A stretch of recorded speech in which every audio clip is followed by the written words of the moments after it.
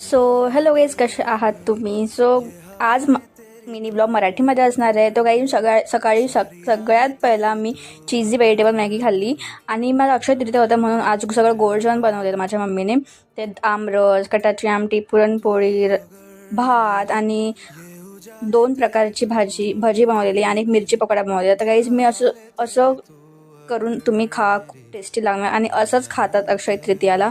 जे जे मी सगळं टाकलं आहे ना तसंच तुम्ही पण टाकून खा.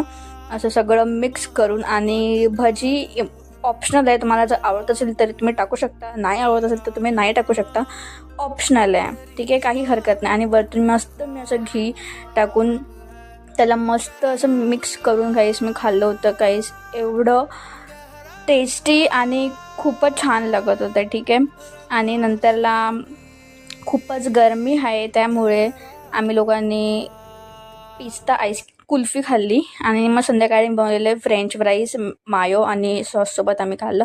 आणि माझी बहीण आणि आम्ही संध्याकाळी निघालेलो काहीतरी कामासाठी बाहेर. मग तिकडनं मी पनीर पॅटीस आणलं आणि ते पण मी रात्री खाल्लं. आणि रात्री मी जेवण नाही केलेलं, हेच खाऊन मी झोपून गेलेली गाईज. मी खूप थकून गेली होती, ठीक आहे.